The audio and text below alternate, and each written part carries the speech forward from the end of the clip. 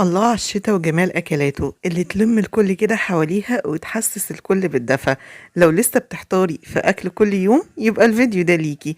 بنعمل مع بعض كل أسبوع منيو الأكلات، سفرة كاملة ل7 أيام. أهلا بيكم معانا في قناتنا التانية فكرة وطبخة مع إيمي 2. لو أول مرة بتشوفيني ما تنسيش تعملي لي لايك للفيديو واشتراك ومتابعة علشان يوصلك كل جديد.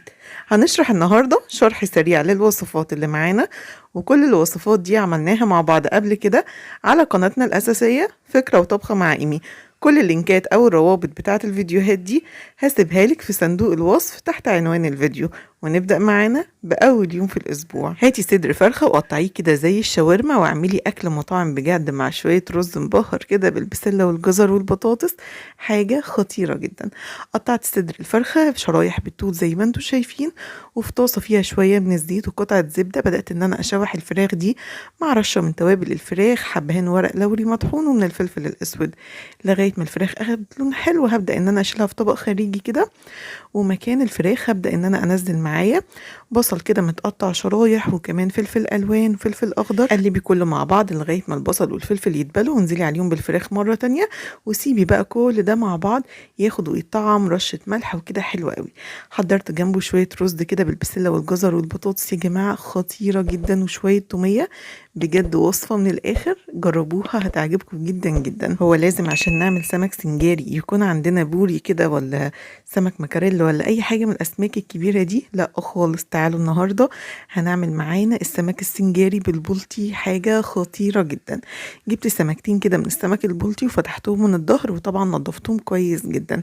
تبلت السمك بالطريقه العاديه بالثوم والليمون، شويه خل ملح كزبره كمون، شويه شطه وبابريكا، وتبلت السمك من جوه ومن بره. والخلطة بقى بتاعة الخضار في طاسة معايا على النار فيها شوية صغيرين من الزيت، نزلت معايا بمكعبات كده من البصل ومن الفلفل ومن الطماطم، شوحت كله مع بعض مع معلقة من الخلطة اللي أنا تبلت بيها السمك، وشوية كده من الجزر المبشور، وآخر حاجة رشة من البقدونس أو الكزبرة الخضراء، ومعلقة صغيرة من الصلصة بتدي لون حلو قوي لتتبيلة الخضار دي مع ملح وفلفل وكمون وكزبرة.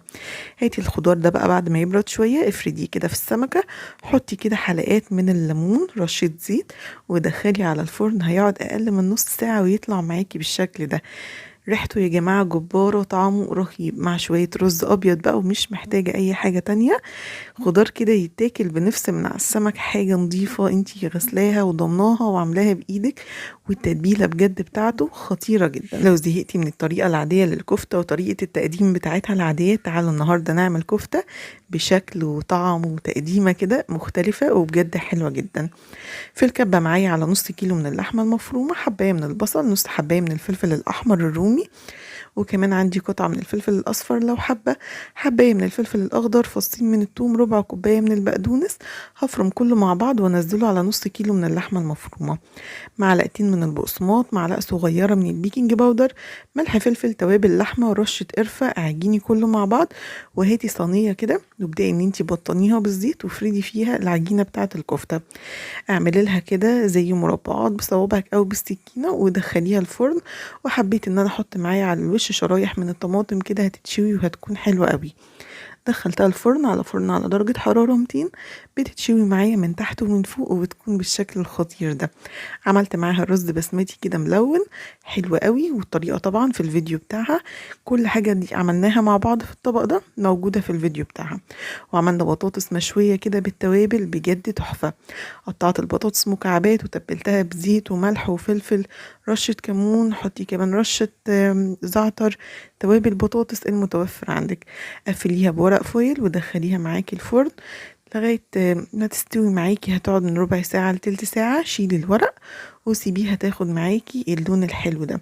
بطاطس مشوية، كفتة مشوية خطيرة، شوية رز بسمتي مبهر ملون، طبق بجد حكاية. وهو الشتا ايه غير شوية طواجن ومحاشي وشوية حاجات تانية كده فوق بعضيها؟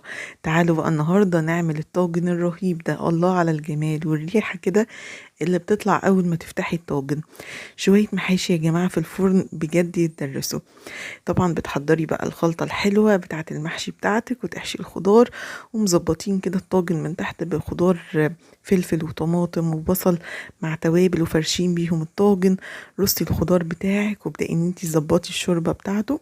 معرفاكوا طبعا كل حاجة في التسوية في الطاجن ده في الفيديو بتاعه. وبعد كده دخليه الفرن بقى بعد ما تقفليه لغاية ما يستوي وطلعيه. خليه ياخد لون حلو تحت الشواية، والله على الريحة والجمال والطعم. خضار دايب يا جماعة ومشوي ومستوي، والرز من جوه مفلفل بجد حكاية هنشوفه دلوقتي مع بعض. ولا الفلفل بيكون في حتة تانية خالص. لما بحب اعمل محاشي في الطاجن كده بكون مدلعاها بصراحة ومظبطاها، وبيبقى لها طعم تاني غير الحلة خالص. فما بحبش اعمل جنبها اي لحوم، ومنها بيبقى يوم بدون لحوم. ما عدتش هقول ايام اقتصادية، بس يوم بدون لحوم بجد بتبقى حلوة مع طبق شوربة خضار كده، حاجة تدفيه في الشتاء، أو شوربة لسان عصفور. بتبقى أكلة حلوة ومشبعة وبجد خطيرة. بما إنه يوم عدى كده بدون لحوم، طب تعالوا نعمل لهم أحلى بقى فطيرة في الشتاء كده يتدفوا بيها بالكاستر. حاجة رهيبة يا جماعة. جبت معايا لفة جلاش وبدأت إن أنا أرصها كده معايا في الصينية. بدأت ان انا ادهن بين الطبقات. محضرة معايا صوص التشريب عبارة عن كوباية زبادي، ومعايا نص كده كوباية صغيرة من السمنة او الزبدة انتي مدوباها، معلقة صغيرة من البيكنج باودر. قلبي كله مع بعض ودهني كده بين اوراق الجلاش كلها لغاية ما توصلي لنص اللفة. وبعد كده ابدأي ان انتي حطي الخليط بتاعك او الحشو، عبارة عن كاستر او مهلبية. وابدأي ان انتي كملي باقي الاوراق بتاعة الجلاش لغاية ما تقفلي الصينية عندك. دخليها على درجة حرارة عالية، هتاخد لون من تحت ومن فوق، وطلعيها. اول ما تطلعيها رش عليها سكر بودرة، حط عليها شوية من الحليب الدافي كده، زينيها زي ما انت عايزة، نوتيلا، كريم شانتيه، فواكه اللي انت حباه. بجد فطيرة احلى من بتاعة الحلواني بمراحل. وشايفين ما شاء الله الفطيرة دي دلوقتي تتباع بكام؟ احنا عملناها معانا بلفة جلاش وكوبايتين حليب يا دوب عملنا بيهم الحشوة. وحاجة يا جماعة رهيبة جدا جدا. زي ما قلت لكم الحشو مهلبية، كاستر، سيبيها سادة، احشيها معاكي مكسرات، زبيب، جوز هند، المتوفر عندك. هي بتكون حلوة ودافية كده، وكمان لو في الصيف تتاكل باردة من احلى واطعم الفطاير اللي بحب اعملها دايما في البيت. الوصفة الجاية دي تتعمل بربع كيلو بس من اللحمة المفرومة لو عندك، وهتأكلي بيها البيت كله وهتكون مشبعة، ووصفة كاملة فيها البروتين والخضار والنشويات وكل حاجة. هنعمل مكرونة بولونيز كده باللحمة المفرومة، حاجة من الآخر بجد تحفة جدا جدا. سلقنا المكرونة خليها على جنب. حضري بقى صوص البولونيز اللي هو أهم حاجة. بصلاية كده مبشورة شوحيها، انزلي عليها بفلفل مفروم، شوحي مع بعض مع فصين توم. ابدأي ان انت نزلي اللحمة المفرومة لغاية ما تتعصج كمية اللحمة زي ما انت حابة. عصجي اللحمة بملح، فلفل، رشة قرفة، رشة توابل، بابريكا. ابدأي ان انت تنزلي بمكعبات من الطماطم، صلصة طماطم، عصير طماطم المتوفر عندك، وجزرية مبشورة بتفرق جدا مع الخليط بتاع البولونيز. سيبي كله يغلي مع بعض، مع كمان رشة من الزعتر هتفرق قوي في صوص المكرونة بتاعك. بعد ما كله يتسبك مع بعض وظبطي الملح، انزلي عليها بالمكرونة المسلوقة. سيبيها من 5 ل7 دقايق كده كله ياخد من طعم بعض وبألف هنا. مش محتاجة جنبها غير طبق سلطة وبطاطس محمرة، وبجد أكلة في منتهى الروعة ومفيش حد يعني يختلف على حبه ليها. الشتا معروف يعني عدس، العدس اللي بالفتة اللي بيدفي خليه على جنب كده. وبصي كده على الشمال هتلاقي طبق بتنجان مخلل، شكله يا جماعة في حتة تانية خالص. ولا الطعم بالطشة كده خطيرة، ونفس الطشة بنحطها على العدس ده. تعالي اقولك الطريقة. في حلة حطي مكعب زبدة، شوحي معاكي ربع كيلو من العدس مغسول ومتصفي، حباية حلوة كده من الطماطم ومن الجزر وكمان من البطاطس، بيدي قوام حلو جدا للشوربة. لما كله يتشوح مع بعض ابدأي ان انت تنزلي عليه بالمية. سيبي كل ده لغاية ما يستوي معاكي تماما. اضربيه في الخلاط او بالهاند بلندر، وبعد كده حطي له مكعب مرقة، ملح، فلفل اسود، كمون، رشة كزبرة. كده الشوربة خلصانة. حمري شوية شعرية وطشيهم كده على العدس، وغطي وسيبيه نار مطفية لغاية ما العدس بقى يبدأ ان هو يسوي معانا الشعرية. والبتنجان ده في حتة تانية بالطشة، بجد شوفوه هيعجبكم جدا جدا. ربع كيلو من السجق لو حمرناه وعملناه سندوتشات مش هيكفي معانا افراد خالص. تعالي كده ربع كيلو السجق ده نحضره معانا طاجن بطاطس مع شوية رز أبيض، حاجة تدفي البيت كله وأكلة طعمها في حتة تانية، خاصة بقى لو السجق ده معمول في البيت.